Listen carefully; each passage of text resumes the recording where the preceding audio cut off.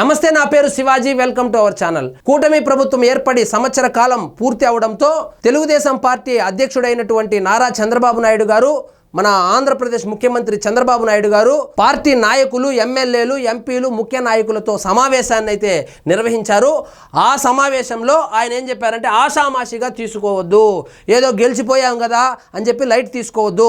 ఇంకోటి కూడా చెప్పారు, ఎన్నికలు ఇంకెప్పుడో 4 సంవత్సరాల తర్వాత ఉన్నాయి కదా, ఇప్పటి నుంచి మనం ఎందుకు జనాల్లో ఉండాలి, ఎండలు చలిగా ఉందో ఎండగా ఉందో అని చెప్పి దయచేసి అలా ఉండొద్దండి, ప్రజల దగ్గరికి వెళ్ళండి, కూటమి ప్రభుత్వము ఇప్పటి వరకు ఏం చేసిందని చెప్పి ఇంటింటికి గడప గడపకు వెళ్ళి చెప్పండి అని కూడా ఆయన అయితే ఆదేశాలు జారీ చేశారు.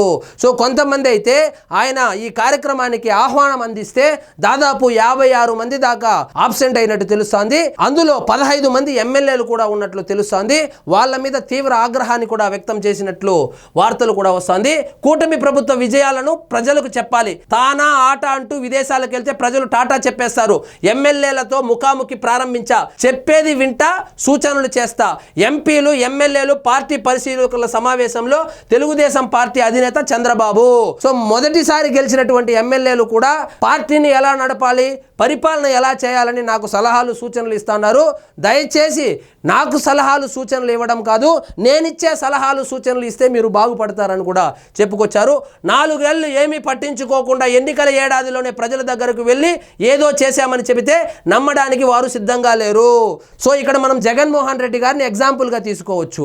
బటన్లు నొక్కుతా నొక్కుతా నొక్కుతా అని చెప్పి 4 సంవత్సరాల 9 నెలల కాలము ప్యాలెస్లో కూర్చొని బటన్లు నొక్కుంటా ఉండి ఒక్కసారిగా ఎన్నికలు రాగానే బస్ వేసుకొని సిద్ధం సిద్ధం సిద్ధం అంటూ వెళ్ళాడు.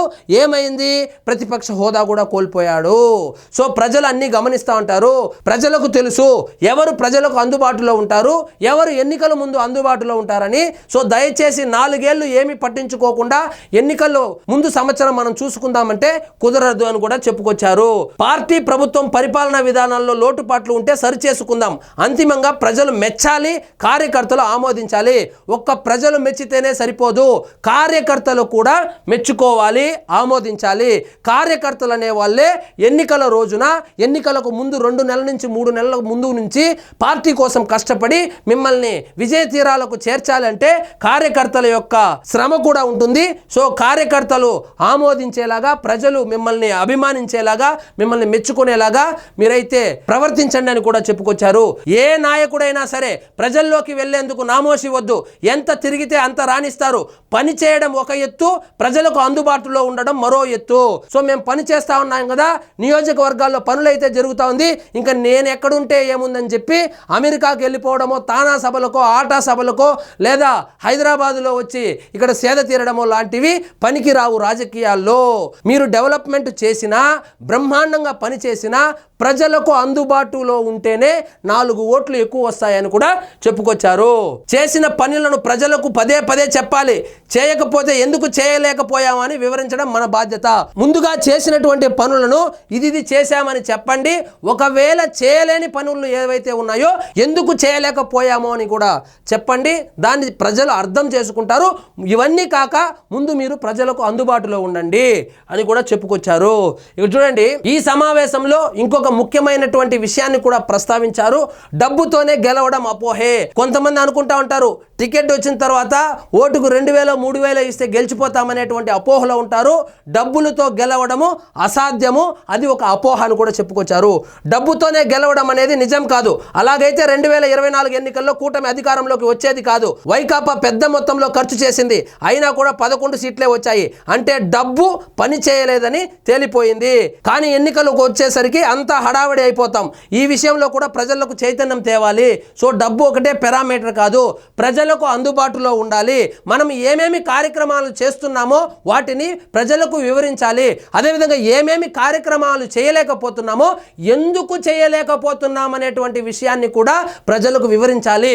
వాళ్ళు అర్థం చేసుకుంటారు. కాబట్టి ముందు మీరు చేయవలసిన పని, మీరు ప్రజలకు అందుబాటులో ఉండండి. సో అభివృద్ధి జరుగుతూ ఉంది కదా, అన్ని కార్యక్రమాలు జరుగుతూ ఉన్నాయి కదా అని ప్రజలకు అందుబాటులో లేకపోతే ప్రజలు సహించరు. అదే జగన్మోహన్ రెడ్డి గారి యొక్క అపజయానికి కారణం అని కూడా చెప్పుకొచ్చారు. ఆయన ఏ విధంగా అయితే అందుబాటులో లేకుండా ప్రజల్ని కలవకుండా, ప్రజల్నే కాదు సొంత పార్టీ నాయకులను, సొంత పార్టీ ఎమ్మెల్యేలను, ఎంపీలను కూడా కలవకుండా ప్యాలెస్లో కూర్చొని ఏ విధంగా అయితే 5 సంవత్సరాలు టైం పాస్ చేశాడో, ఒక్కసారిగా ఎన్నికలు వచ్చిన తర్వాత సిద్ధం సిద్ధం సిద్ధం అన్నట్టు జనాల దగ్గరికి వెళ్తే ఆ 151లో నుంచి 5 పీకేసి 11 ఇచ్చారు. సో ప్రజలకు అందుబాటులో ఉండడం నేర్చుకోండి.